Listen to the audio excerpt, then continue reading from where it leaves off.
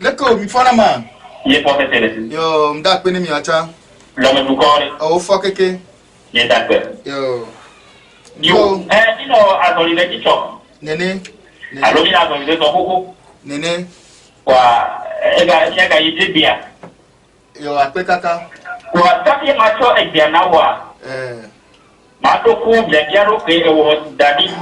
Dia to di no le nyi be dire go ga mere ba ko ndo do ake yo bifa. D'accord, akpe no kaka. E dia ni to abete. Ameka ila ke de bibla go menai. Eye nyɔnu yi ke ye kai alo kai ya. Ekpe wọn. Ha nyɔnu ke kai me bia ne fi ka ye nyɔnu ya le. Pepepe. Du kame ya le. Na mere ke nya ne de pe ndodo ala ki kɔfio yi de bibla be fa. Akpe kaka. Eye me di ma o je ja to kere na du kobli bua. E la be e cho alo di gere glona le se fe se abe Bible odi hame eye wotado akwere ka lo paton wotado te ka te mi wotado 200,000 wotado 300,000 eye eto egafa egatike Bible ado eye le globe agbale ate andre enyi hame no ede wo man be di ma je tuli no la be se be de ya ha do te Bible mo on wi poa dia ke ga yi be e cho mi kle nu le bi ma pa le go globe mau pe vio kwa amba be to pe vinyo vio globe je tu be to e ye o de o dia ni be re ma ka ni mau pe dia e ye ma ko nya ma ko to be dia ma Kwa ma consider toji no le toji eye wat ma yomi 96 80 27 96 80 27 27 ne ya to ke bu bore palo ti ma wana ni fa ko pe ko nu tele bo Yo mda pena mi. ko pe ko nu ba de ku cho ke bi wo emission wo pa ko de ba to na mbe ma wo le ye patri ina Mais problème à la fille de l'eau. Mais le problème pas c'est problème l'eau. Ebe maoule. Ne connais pas yo ko e to na bet maoule yi pakli yi me. Okpare. E ka yi ko na be Bible ba penya. Africa menya o yi ka fi po ka o ti tom o to accident ka fi blonani. E nya ti go mai pa to do na e choyema. Yo akpena mi kaka. Akpare pastor wa enya ebe mawu. Amesi o menya o mawo o mesu boneo. Miawa ya minya mawu. Ya subwe tegbe. Nenye be amerikpem desi do kola ni gba ya diwa. Ma de desi mawu ke be dwe do ko jibe asubwa. Ma desi gbere o. Voilà. Potier vanina di dodo kose ye mi so blina miano kebe mi jese mawu awu mawule mle afide pepe mi dave ku agbagba aloko promesse na mi ya mle nene sibere ko nene na mi le bible amenene ya mle tepe nene o voilà mi o mi le gbona juko benare ke mi so subo so khodi nyele mi aloko si ya e obe enu le wo mi egbe yoda tope ma ware que le bible amea e fi po be fu na dame ah bon ma fu fido adame ok e fu fido eve e fu fido kanye oui elle a mené néon a même temps que ko le hiya mea mawa e fu fido agege yoda tope hose ko so malo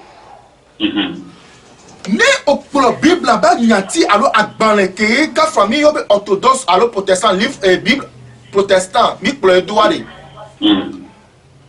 de ke ko bi na no do afọ atame ni nya no no we ya mi gbona nyare gbo ye nya ke gbo mi gbona enyi be Yesu le gbona mo be ya ye ni ma wo. Egele selon historique biblique mais e gbona yen to parce que c'est là gbona be apostolo gbonyade soenti ame ya gbonyade soenti vo yen to cha mi sebe edo nyado nu na medo deke. Mi sebe en to va soro to ebe ye ni ma wo amegbeto yin. Ona bi o metel. Oh, de funa mo le na versi agbesi agbegbe wala no kle voir etela nyola nyan ke tututu le funwa. Donc adeni be pastor de te tono sobe maou le mio me ade. Bon e dia fori bona. Ke maou ke be ni le mio me ni mkali di ni be yo ma wa no yo lo. Ah o be yo encore ke namo. Voane yi ma wanya pe a o dave nya pe jojo me won. Fiko dave nya ameke onile e won. Fiko lave nya gbogbok ni fente omele. Fike ni ma uke dono da ni gbanja eni ese joto. Fiko dave nya ese ole, lave nya jogbese ole, alom aklan ole ya. Eye boy no ye me kakola ba pobe ma ou de pem l'exister la fille pe la glon va be amemento ni ma wa amegbeto me ma ou bli boko gbona e be vovoli ni. Donc ne mi les ondoa mi la pobe bibla o so wa flu agbetoye vo mi ma no tere won di mi adoko bibla le mi aso no nya benare no ka tututu ele me o so wa flu mi ahun ko denti o Nini blokufloa te bese sekpa elabe tamenyo amere ha won no kukubu buare ke tonti ke laba desio ataka gabu buare na me agba onu me kukude pepe chan ne mi va yide nyado we jope sibiri ke mi le gbombe adam ple va ni ameke ma wuwa voya me ve odo hoke ngbe o divia ma bate npla ne pepe so anti o sigbe ma bate nya ne pepe ne ba recherche de pepe so wucha Mate Sofia mi la fi pepe be kain be so ani nyonu ya de ke Mate Sofia mi. Voilà. Va nou ke mi o mi la ten gbona mi akponi be enya kelefia o so na mi be yovo de ke yovo va flumiroa. De ke kolon o va dasi amegbeto ameibovi ontia. Wa o be nyayo le 3D le glona mi le fi voa amedo mi la ni le enu me kuku me ke me mi la va se comme be yovo va dajo amegbeto vio. Yebi la nya lebe enya ko le gbo fi be ma u be vioa bi fi anu kele na mi nu se mi le gbo be ma u be vio ni kolon o ne o le bi to te na ma pe ke to ma ke ma u be vio ni kolon blo me le nu ko le yo na mi le funo be eye ma u be vio va po amegbeto be vio woni amedidu la yo vo ko va Africa o so ma u be nya va yo vo ko va Africa o so Yesu plutôt be nya va Yesu ke o de nkuvi bleu na o so agbaze ne be yo voa wa o be nya yo voa o so va okay atete luka ta blonde na do na ibe na olenkudo ngonguna nti va ide Yohanes be agbalemere blonde be ameko npo ho Yesu abe apetokle de la ne le Bible abe gbogbonu wa obo ma yo be ma o be vio ola yo be amegbeto vio on yo na obe ma obe vio kebon ameko ho Yesu disi aba petokle de la otro ho gbogbo patro dia wo otro su ma ope vio su ma ope nu wo ma ope nu ye wo ke ma nya te globe yo wo ko ho Yesu disi o wa te globe ama to me vio ha nye ao yo vo ko so nyava o ma te ngbrobo m ho enya disi ke ngbo so bana mi o yo vo pata ke yo vo dia ye ko ma o disi Mni wa pate ho ma odisi wa we ameko so nya enya kemle khle no de kan ya va we so enya va be ne nya nuide le yosi o ni missionnaire donc missionnaire o va po nya no nya mama fudusi o wa gbo o va zen oui il est semea fudusi o gbo o va zen donc on va po be Africa vio amegbeto vio le enyagbe anu o pobe ameibo vio o yo be amegbeto vio la o be nya poponto fifi ale funu an comme wodo enya le gbogbo no gbogbo do nya tepe ke ni Yesu be nya wo ni ma o be vio zo directeur il est seigneur wo ni ma o be vio le gbogbo no be ameko ni Africa vio ko nposo ba gbe wo be identité o bu o be nyenye so kare Yesu wan di o wa o ba patoni amegbeto vi o ba patoni nouveau entovio donc anenyi be eva ve mebe ame atem kho Yesu di cela etro kho gbugbo ga tro di e vo etro zu ame ye trozu e gere fiadu pe ame le bible abe nya gbogbolo nu fifi ame ke npo kho Yesu aba pe togbe de la nene wa e ba patoni nouveau ento kele ni satan abevi donc afiko la kpof toto la meke ni ma obevi ku satan bevi domeni be ameke npo desiro que be kho Yesu tati be nyinyi wa amon la yu be amegbeto bevi be bakotoni. OK, pour te quoi? Oui. Nous y a peut-être que des analyses promis au Kuban. Aha. Et bien notre Kuban dit alors il était pas dire. Ou en matière d'analyse en matière composée. C'est ça. C'est ça. Et autour là il faut bien créer la carte des avanirs avec quatre avanirs et pour le faut bien les Nene.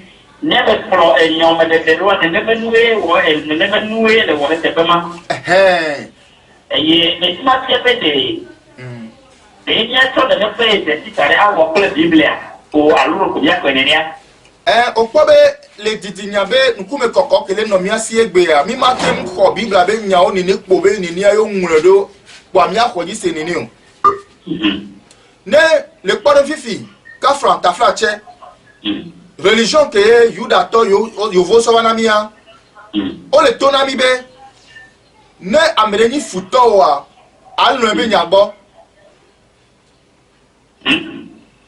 Bible ale globe ameke ni futo wa ngba fio ameke so chu ameke so pacha ameke kho agbeni gba o la si wa ngba ke nde me ni bo ho agba no dogbe la ta anu be nyagbo enu ke o fi ami e won donc aneni be okunyo me a olanya be o fiami be no nu gbale wo mi o gbale gbele mi anticha mi gba vengeance be ne pepe o ile se me a be ma o to wa banani be mi aso pota na mawu mi abe futo wa mi gba divo na o dans le futo so pa chava sotane vi o no nyantocha ngba so nya le pepe de nti o wa gbe carrément waji pobe mawula ba drop on no bon dogbe keke adi pifia o ba na mi nya le khosia mebe ameko dahea pauvre pécheur sibereke o gbon ne be mawu ne vemianu alo Maria ne vemianu le gbogbodo nu be yo ni pauvre pécheur a sigbebe nouveau onto do wa meto alo nouveau onto nu blanito alo amedahe nouveau onto amedahe bile se vivia. Oui. Donc à Milano kaka milave ku kaka milan so mi avait vovole yo do mecha mi ma mo be gbedebe yo ni pauvre pécheur. Il se met ainsi be elle mi avait sur conscience me be yo a pauvre pécheur yo ni ekpo yo ba poto demeurer kaka éternité en éternité. Voilà. Donc le religion que le christianisme so va un peu soube même né après améré ko agbeto ba gleni gba no nyacha on va convoquer les justice o. Parce que soube wa to réclamer ne be nu ana ya lo be dru ana yo we aso na so dasina mawo be ma un tola wa banu. Donc à ce qui veut dire never them be one to we yo vo un to na meji du le blé Africa lo o gba Africa do o gbijinu ki le pepecha mi gba wa bare pepere one tio. Donc ça veut dire qu'au travail psychologiquement d'arriver. Au son mot de sous menami. If ya over so de sous me le gore pepe me fi ya mi afo fo nto over tro khone ni be nya so do me fi ya wale webe never ve me be dila o ke nto di o nto cha mle Yesu ke o khodi se me o nto cha biere ka o ngba ina wa dum le o ba gbe no yitete nto cha. Ya le me bavo. Fifi a gakola son na to ku no bo no dumwa o l'obligé la son na le church pa me alors le ma ba home alors la son na le bobe ye so le o do alors ma o be doa ya la me ba fifi a bo la no po mo be ne nu wu keke ava doa do an gbe ne nu wu keke ava doa ma o la va ve nu o be o la va ide o fia du pa me ni be mlebe ele garantie no alors le garant be ne egbe odo nationalité américaine alors française vifié o le yo wa ma mo l'ambassade de pepe ju inde le joa uno yo la hawolo elle c'est par chance alors la sauve nous pas grâce à Kembola Temchan Donc elle a été faire bébé, on a été sort. N'est que là va faire que on va te sort au fond. Voilà. Donc le christianisme mais souvent mais nous que n'ami ami le tape be non na Bible nya wala nya Bible e profita me pepe même avec content dans Jésus dit c'est touchant Bible n'ami ami nya be fi poder ba patele wadi. Oh, ya mi le e moisi le pompona du quoi mi matin va non vivre nous maintenant parce que ne au point ma ovire Amérique la te yore que ma ovire fifia no po ba gbeme an alors po be mentalité dia on la po be et ba lutter dans des contre péché et malédiction. D'accord, fifi a messia avec le nouveau mais et le fipo de be bablate. A messia avec le nouveau mais et le CA et CA be bablate. Parce que SIA et nana nouveau. Nous vont me faire tuer un coup. Fifi a écoua et le mis le poil be camé be violer loi et dasser dit quoi. Et le nouveau mais donc le nouveau mais ma be ya ira maté une donc elle est malédiction té wa. Ne fi que me donc bera le be clan moi et pe diga pour me aller. Donc ane au plan non on laisse le christianisme nya que tu be blomé a. Ça dit be nya sebe mi la pombo so ma ou que le profiter didi me allo amegbeto que ma unto wa ma ou la profiter et la be egbobe que wo nu kata e va wa gbeto la ye obe amegbeto nyonto e pa ba amegbeto nyon enyo ba nyonto amenyonto va que ma ou obe amenyonto e ma ou baba na kaka baba vebe e veyento be o do diku na nto be yi wa amegbeto e veyento be wa amegbeto. Il y a cette fois de film, il y a été dans des dires, elle avait payé mon ou bien il y a eu au bain mon y a eu la joie à Jojo et il y a la Joda. Et nous anti ne ole ne Bible a miomi le do pe dina mo be Bible be nya keke be bloa e nyon keke mle mo jojo de pe di ke mi akpole do so be amedela no blemi be Yesu latin wo nkele wo na wo va ne va do mu fiefie ba kpa dia mi ve nani ne mi abutame do ne fi ke va do sesele na me wo so bla monu wa vivi nu mena mobe Yesu ntete le silatin we e la ode ke ya mi kpo be asisasa so yu asia mo va no va do mu fiefie nu ka fra non le Bible nya nya o si bere ke mi le gbran le jojo nu ne nia mi la kpo be mawu ke nti o le pompo so muni Africa be mawu yo Yuda to be mawu ye voa ne me le yedi si bébé ek benenia ne manga yedi si me hle Genèse chapitre 6 namia mi la kobe e fio me mawa nwododo kengwe wa beto fifia ameko e mawu le globe la tron keke mawu tron nyanya wa e ba me nombre do no agbe fia ame nombre won ko la gbe are ko ju are eduka me o 3 yo fifia ame 8 alors 9 personnes que o bo po de diare wawe ko nya me ko baba le donku do no no kaka baba po vidia ne mi le Bible nya mi na ni mi le Bible e nya me le kokui de kapu de kale comédien me kaka va ide nu wa no e nya me le ko be to mo kui de kadio donc nous que ti e mi o mi le gbona mo be no ko ti gbode o ngba no jinu me kpro ano jinu me kpro ni be e nu ko le gbon fie be ma o be vi o va pa me gbe to be vi o wa yo vo koni kolon amedi boulawa wo le yobe les fils de Dieu parce que o yobe mau gambe vio fifia nenye kudo mi o mi pomia ko to wolo mi o mi pomia to be mi oni amegbeto be violo fifia amekoni mau be vio ware amegbeto be vio do mi o po cho le over tro zuma o be vio ao les versions boumea version avec Bobé, les anges déchus de Dieu. On va dire, on va pas me béton le torto. Les versions Bible, version Bouméa et les Bobé, enjoués, ce sont les esprits, les anges de Dieu. Les anges. C'est expression qu'on a le fou noir. On a le fou, mais les anges de Dieu. On va pas me béton vio. Ah, on va y monter version pour les blonés. Puis la version pour Jérusalem, les blonés, les fils de Dieu. Ah, si bébé que au globe maouba si nglosia les versions pour mes versions aller globe et maou dollar nglosia voilà mile doto e nyavivia aha donc en est tombé e nyao ko mi le globe gbogbo koko didi da gbe to di be nglo maou fe nya mi ma va no hunku egbe le va no le nku de nya nya ko e nu le ni ya njese o ngbone koko be subo ke yuda to mi ko egbe ni bibla yuda to be mawa e to na africa be mawu ne bidibe ya nya wade amesia me ni jagbagba amekele todi amekenye belate gbe ye jesi ye fe mawu ye be va le kwebe ye be mawu ni bibla be mawa va amwo ni africa via amwo ka fra mi aso ko be amwo nyan kebele gloe parce que ne mbema de mawu ke o le glone le bible me ne va de milika ka va ko yo comment elle est d'accord be ye ve eni Yehowa ma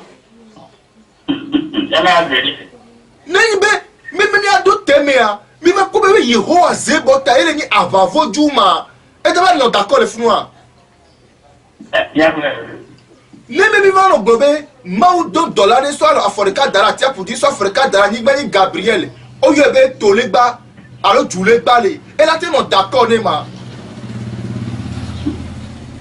non va tenir ben Saint-Michel elle dit que bien soirée elle a ten c'est gomme ma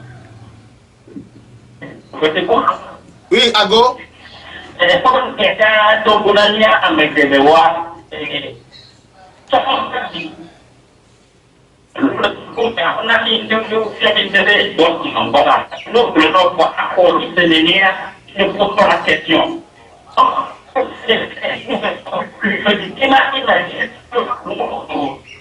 allô oui allô oui me laisse encore obe on a be dogme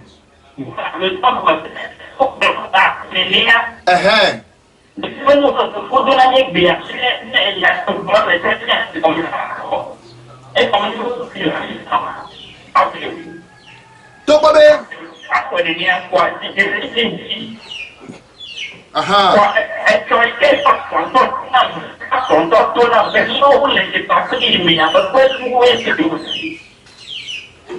aha o pare o pon ko na be dogma be agbeto ba ko seneniare ni nu ke gba mi do egbele Africa voilà ni nu ke le gbe hihia pata egbe ka fo amedu nyon hoho le Africa o nyanyere be yovo va ble mi be choti be nyare be blebe no be ni be yesu de pepe mla firi pepe va ku ka fo enyele no ve dina me do be no kentia me ali blasphémer yo be yesu o vari on mi abe no be ni o en réalité elle si bébé amedro vieux va zemia boy donc dogma ne mi bi ya khone ne be se be ogbe mi khoje sia mi o mi dona na me ne no be amani trop 10 mois yento ne o recherche kaka baba nyano ke tu yeni no les zimea il laisse me vivia oui donc allez et nous ya mea nous que nyam dibe ma glona me de gbe mi gba globe e nya kemle globe mi a khoje sinini ko ke bon amesie me ntoni no dengbe ba di recherche ya ba kunwa me kito ba nya benade et nous que ye bible le globe o profita me ibovio ke l'Afrique bien seigneur oui fifia ne mi va le donu do mea si bere kemle globe na me de le globe ye khoma o que le bible me dit c'est ya que moi ma va fie be Yehowa zebo tu won ko le yoa le mi o bo le fie avant voju beni ela te kwese ya ela wana mi se nous ko pour nous elo ela wana mi nene fifi ane bo va le gbo me Yehowa ni yo de he va he alo le ni Yahvé ko le ni Yahvé ke e fi o yona le o fi o gbo Yahvé beni ade o la ti se go me funwa OK fifi ane va le gbo be Dieu soleil ndokusu mawu eni Yesu Kristo ko so fianwe azawangbo dibe no gbele subo Yesu apoa nti kokwele yi na vojunwa o la tin ko di se ya ya ba ni ngeyere na lilo funu enyi nde ka megbere va nyana be on di Yesu le 25 o enu kwa Fifi, on a gagné au bébé Dieu sur 25 quoi. Parce qu'on y a une trop sur le bazar.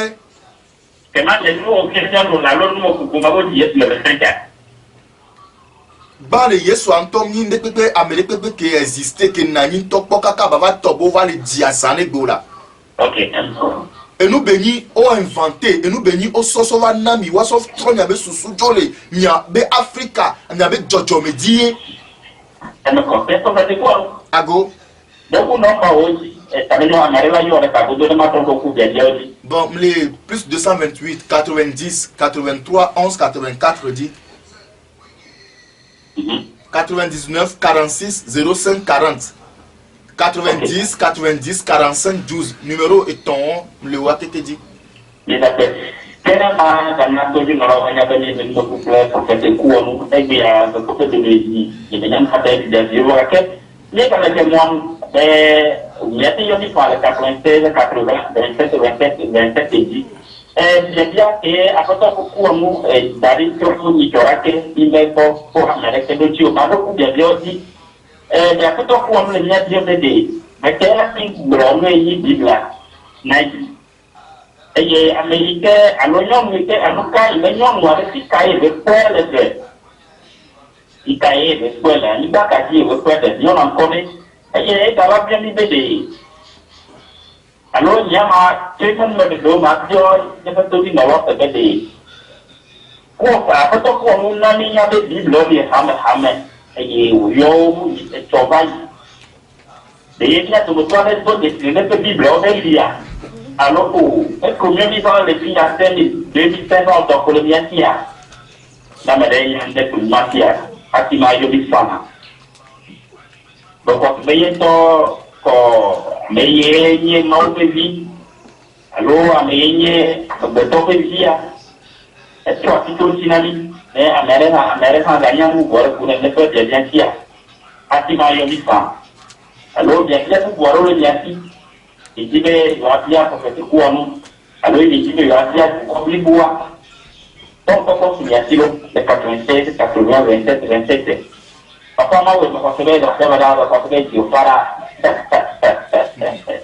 papa que ça elle te dira à côté de ça je me conseille on le dira yo comment te quoi pas toi Yo mdo akpe neni be mi le po et mo se bag ba le banto atama si de kiare.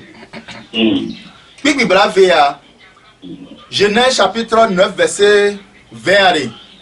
Genèse chapitre 9 oui. Verset 20. Oui. Elle est pour ça que Noah clé et via mes tontinami.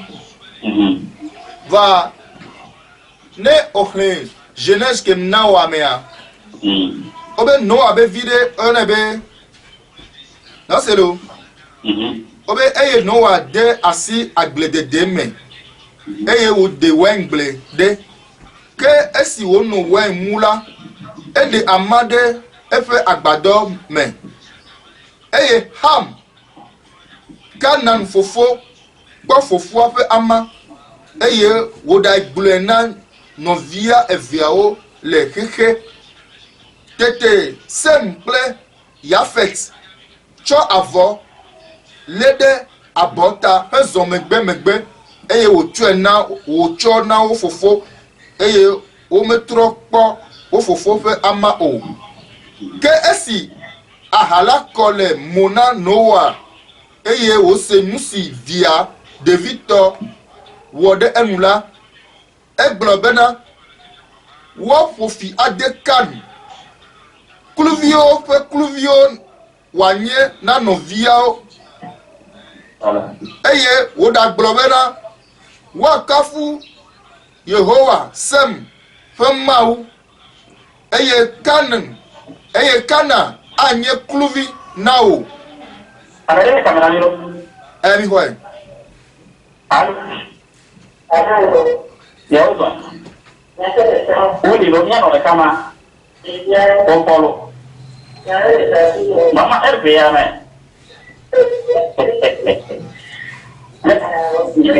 Yes. Yes, okay. Apa kata?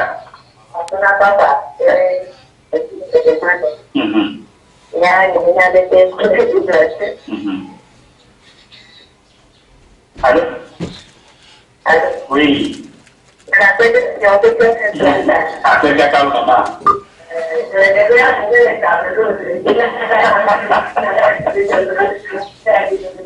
Yo, après cacao. Il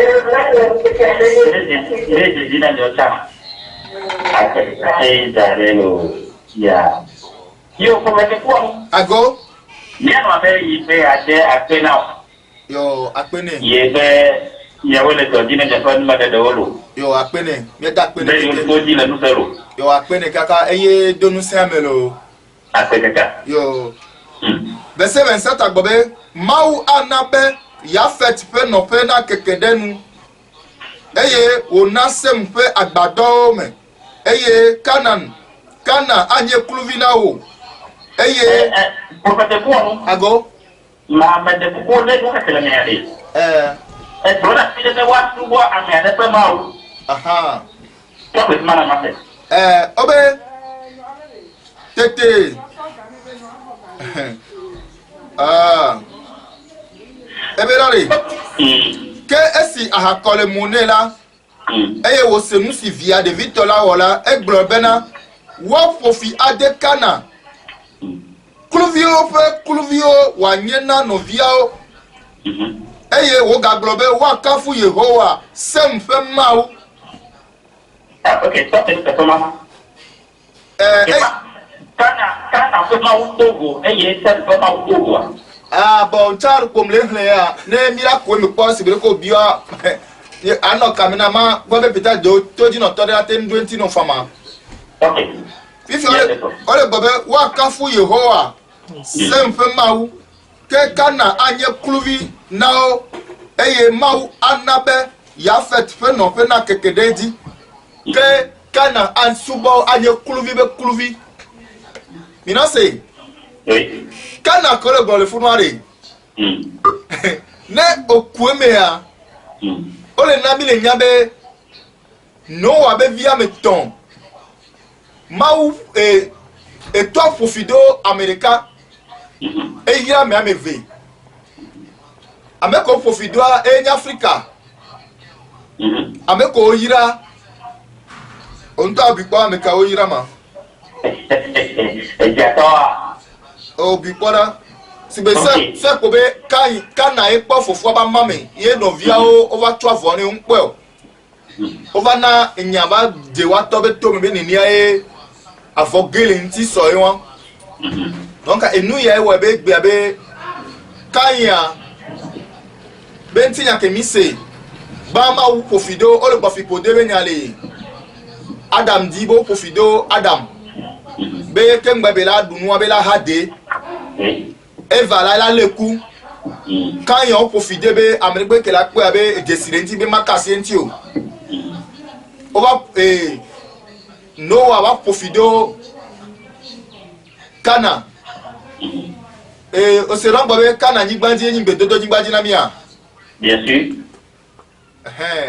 Bila la o jan ke le jolly funu a ma ba so nyare dareke ne eju agbale to di are ne nto ba no po mawu ke yuvo so va na mi be yajira be mawu ya lo fipo de be mawu ye ma ile se are ni ma ji be ma de nya go be dongo na nu ke juala e to di no to ko na bibla o nya be ma wola ba glolo vale fi am nya nta ma no tele fi be obe o le bien nya fi be amewa be mawu ya fet be mawu le vuma fifi mi no nya de le bona e ya Pato obe amerebe mawuya wa yire. Wa suboe. Wa kafui. Ke de fiobe to bona amemara to. Obe maula na be ya fet. Be no pela kekereji gakia kanania kluvi be la nyila subo fufo. Bile kwa? Oui. Bile senya. Bile fifi ano baso en covidia obe Esau. O divena vi Amerikani Jacob Amerikani Esau wato Isaac ede Isaac bevio Oui. Isaac dit Venavi, de Kanye Esau, de Kanye Jacob, Obe, Amedeva, Ho. Fofua, Be Yaira, Osenyawaya. Oui, c'est Yobo Profida America, Ira America. Ne Bible à Douari. Bilabia, bien le Sebe. Obe ma ou Profida Beto. Que ma ou le vous, Kaka, ma ou va so Yesu Christ Ododa.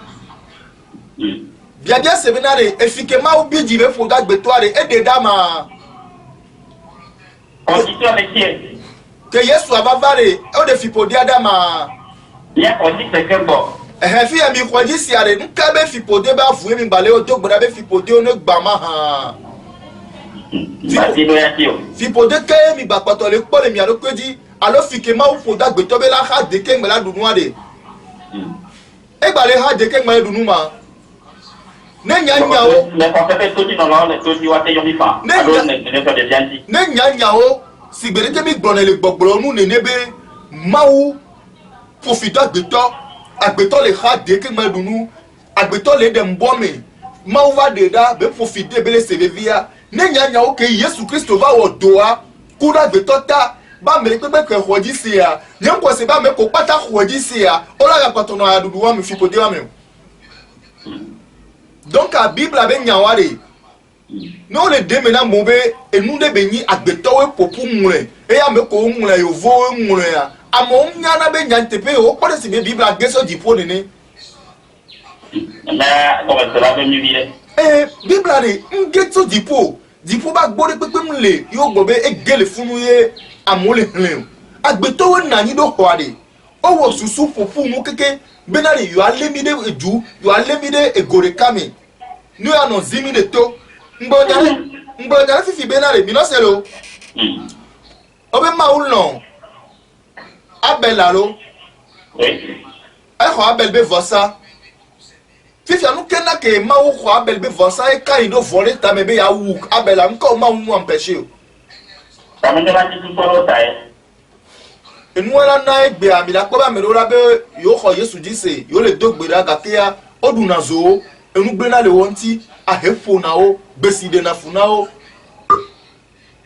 yo le gbobe yo le dogbera gakia enugbale wo yo ma enuam le mo adi o agbeto ne to gbugbo ba jesi ntadi nyani ma conseil am re pe ne di ma o ba jesi oro nya ni ma hunu am re pe le mission bebe ne veut dire ma ou de la fille ne veut croire ne peut pas yen to be personnalité ya ne jagbagba ba dia mettre tout yen to nia be disi e be se dia e nu ke le veut ver be no nya do ko ware o mda parti di bia be suba ma ou de pe la fille pe pola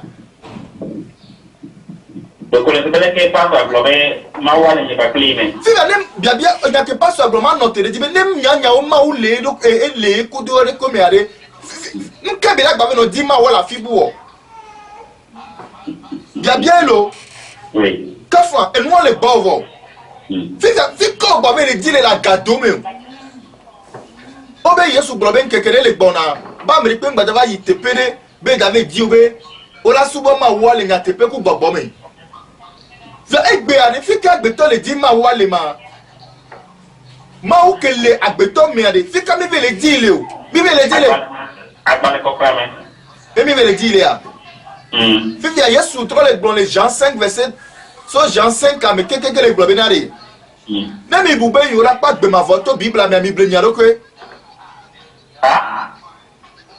Na mi verset avo e ba trop les blons a me beto e chai ni. Jean chapitre 5 là. Jean chapitre 5. Jean chapitre 5. Mi le keke Yesu les blons le fun cha benari.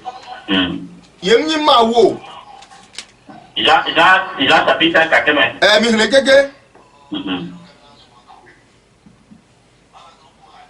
Yesu trop les tona mo benari.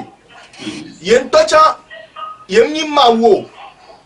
Be ne nya wo ni ma wo gakeme e la gba trop ba ni gbandia yela nya. Bile seigneur. Oui. E go me ma wo ni nu si anu nya la. Ele to benari ye fofo de ka ko nya nu kele gakeme la baba. Donc ne ma so de me na mo ware. Ba nya be ke nkume vale nyon Africa, mi apata mi vale nyebe agbanle ya. On se voit la so va di nyon Africa. Yena ne mi len kuda me pepeke plona nyakela balama donam dina me kono be brambe khodi sia ne mi len kudente mi akobe le do keme on pona liberté ton vuvu ton le do keme e be kare di olo o mate kare di o no la kare di are acha bana gere no mi na nyam kele mi a ole se mi a ame lo madele kala nani khona mi allo yo papa agbetama yo papa e khona mi a yo Yale sukiro ile. Ya por. Oui. Pero por esto yo parte no se quitará ile. Ya de yo. Ada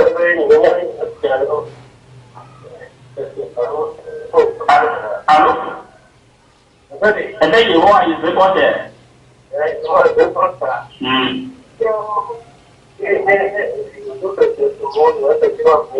ok, là pas pour finir derrière. Après quelqu'un. Ok. Papa Bereko. Oui, Ago. Allô? Allô? Allô?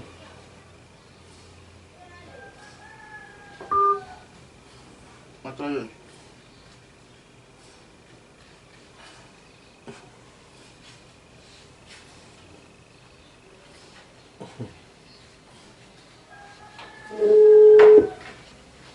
Jantina to aspetta come do buono? Oui, Ago. Ecco, vedo. Dogwelo. Papa che carico con la vedi? Che le provvisi be yesu ni nyanyi enu inventere ko komane Africa ko esotika ko na ibire. Ye ide be boya e globale abe ye Yehova debo tanye Africa ko bodwale. De fimancha esotika ko na ibire. Ok. Yakela tune jabia komane. Yo mdakpe. Maglobe mi po sigbereke mblole kokokoko ni are. Mila yikaka agunu. Fika Yehovah be nko joso. Ebe fika pour la première fois alors zigbanto o yon kon lebe yebe nko ni Yehovah.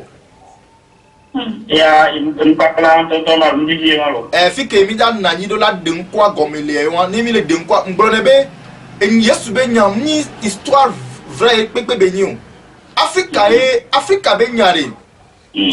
Ebe nti nyapo yovo 3 silenti odoli agbaze na me so be agbaze so do be ni akejo ejoli yo gbo pe susu be adebe nya iko gbo me te fema enyamo no Africa ma pare bayi no Africa ba pare bayi okay we enyi ame etogoya ana be pato iko gbo nya na tuwa be plezare abe ya ha globe Africa benya ma pare wonye ça dit facteur ha va fi akogbe ya bayi ye ha gronenia muni no be ni exister là ça dit be muni réalité be nyu là et nous que les mions me aller o pa ka franlo oui mi pa be ka franlo mi ho Yesu mi croiser dans les bras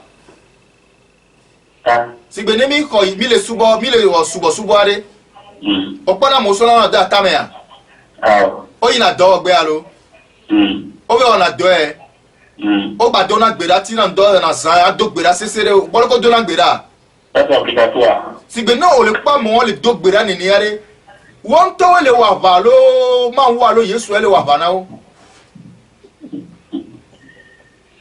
awla si be na le elle est simple la fofoni elle est simple la mi be na le mi be so lawyer le justice mi so lawyer va no avec so lawyer re et là va noter justice be khomon la bana donya ku do be amewo ketoa ntanya enya le avocat gwa lo ni bo wa bien na re wa problema fifi ane tobe mi so mi ba gbe na Yesu ye po me gbogbon le de fois lo gbogbon le odo are mi o le gba panko gbogbo a mi a kure ni ba ko ka be are ne no aga ko do re je Minyare minyake milolo. Saye migele ya dudu me balo si be miso aya dudu aso kukoda mi anoke be yolo wa meleva. Mi antole wo mi anoke bobo de pem ne pom ya gbo. Be ya bobo de pem ne pom ya gbo mi anto mi vele djemu mebe bobo azea satana ya. Minyabe enen tona we gbebe na monsieur Boris e Joanne Sesia nem tona we gbebe le choti ya bo mfiana ma wa mo be bobo von satana. Fo me bobo yo fiona mo la karijina ma. D'accord. Bien me dekpekpebe mkebebe bien me dekpekpebe na de fika be pra satana ben kosoma fika be pra ne zone jamedia fika ne pra nu osoma ela to me church yo fie ne be nule ne amene gbesi agbegbe fon le dogbera be ezone jamedi satana ne gbogbo ni odeke ye gbam fipodeo ye wodeke e fe be yen to eva le fe face avako pata le diazo Yesu kebe khoa ke Yesu ela tati be ba fe face ne be nuone ya o peso do gbedo do na tradi mebe ni no do gbeda be gbogbo le titiri nti ni no do gbeda be gbogbo oni gbogbo mako wo o mlo nko fifi da ba gbogbo over titiri Yesu be nko mebe le ni agbogbo won dogo va enu kele wo e pe ba potole wo enu kele blele nti wa e pe ba potole blele nti o fifia ne choti a wo le fie mi satana over le fie le gbogbo be mu wo de ko fi ko le pa no nko le pa e choti fio ma wo alo Yesu yo le pa lo Yesu be ke to le fie mi le choti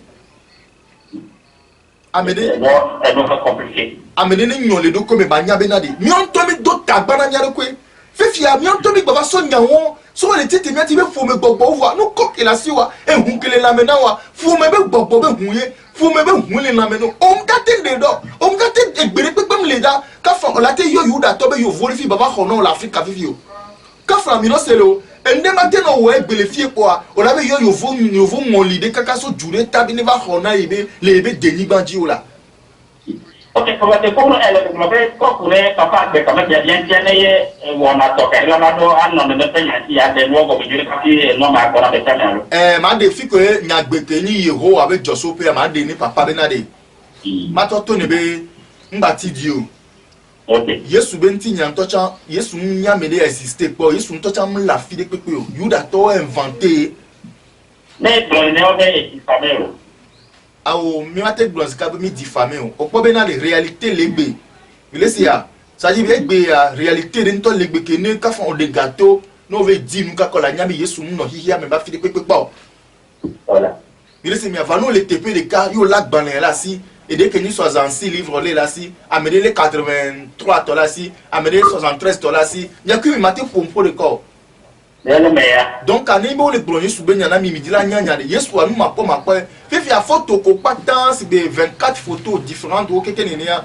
no so Sophia wala be Yesu no bien pasteur ko vivre dans des bibliothèques ba so Yesu Sophia là be Yesu on voit en réalité avec au so fait Yesu a beto beni et bien on va jouer film quoi.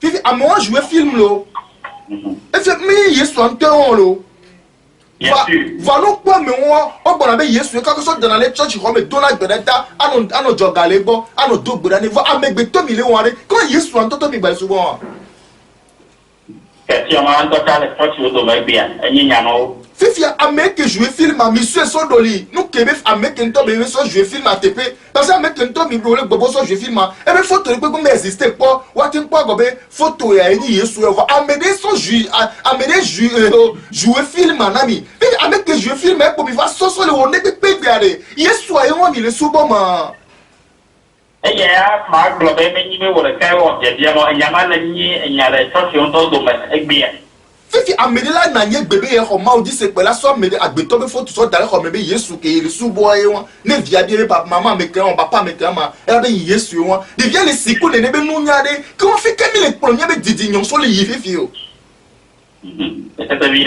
donc agbeto mi nya nyon be la de ça dit me forcer be na de o la su bo ne ke mo la nu agbe o la me forcer be na o la ho ne di se ke ngbe ameko nya de la nya o la ko botia de mi so le do vivi mi aba agbe anti poe ne kafran ro ne mbio we bebe mi so photo keke dare po mi so photo le dare mi bo ne so Yesu photo firma nkaji o la so Yesu photo so firma bien sûr fifi a me wan pour le photo la so firma mais ale gbo be jouer film be acteur po ye ni be mi Yesu e ni o yo fifi même ni réalité ne ba me to jouer ta fi ta ko dari su bo bia to te bile ami ay be jouer film abe me ni yesu mi ma no so boyo mi gba so be photo dare gbedo ho mi o mi gba wo de kena you va mi gbegbo e c'est nous connaît ba ten gboro na mi fifi o be yesu ntoto ke mi le glore ma existe po fifi o ba me va falsifier be photo be ye jouer film e po mi le subo mi po fi ba gbeto mi le subo fifi ya ça et nous le simple là ne ta place ne ke mara ne ba ya kuwa ke ma ngoli ni subo bon e po ni npo nyana mi o mi a yesu mi le po e ok so we te ko il y a dit de le nier pour le nier donc on va aussi il y a assez que ça peut dire et on me 90 83 11 84 dit 99 46 05 40 90 90 45 12 et numéro on me le dit il est ça yo ma globenale et joua ko pata le todi ale nde me ma kona me yo amelo la di ma som ke pata hia so perenti na nu ke wo la le zanga la le di la nyare mi o mi la so so na ku di fa be na de no ho no e plan de le me be nku me ne huna gbeto gbe ba nya be na de nu te tele mi asimila te wo wu yesu ko mi anto mi le yo nto chanwala c'est bien mindu potentiel capacité de que mi la te wo nu so mi ambe ni yesu pe la wona mi la donc amérique que dit be ya trouver be jojo me a be mondia ni no na mi a ni o mi la direct no be jojo me be mondi ke ni pe ma chake o mbezo be ba ho ni di se ba be ya le ke kengba ya la pom la gwa lo la no agela ni be ya jo voilà donc a mia de kukuna me sia me be wo na ye ni be mi atwa mi atro bova africa vi ke mi nia mi atro bova mi lo ko mi atro bova me be jojo me lo akpe na mi yo mi ta pena profete ko no cholo maraka yi ka ta pena ne ko toji no lawo mi ta pena mama ya e wa do kama e do tedi mi ta pena papa ateka e bicho kitama adame mi ta pena nya do mo to de tere ko anu ko mo to te todo kama bio ko to to mo ma bro endo alo ndoro no ko ko de mo to tere oui monsieur Boris oui exactement donc là obe ni apa so ngale ba le gbonyo anka o obe pa so ngale do nyamu o ba o se ba de nyamu eni a ameke gbonyo na ware ele nyole nde me gbon na ye o le se mi a voilà ele nyole nde me vo obe ele difficile na me de ba tin tatile de ko ti ba croiser ka ba nya be yo a kan nde le nya me vérité le no nya me ya ele klo we yo to que onya na ba o le teorie be nya parce que on compte ça na we donc la théorie le comment doctrine plutôt doctrine dogme o ma te won pe to vona church ya be nya ko le gbon ya donc a mo le ça ka d'aller moi o voit exemple de ni mi gbe lo mission les radio mi gbe le radio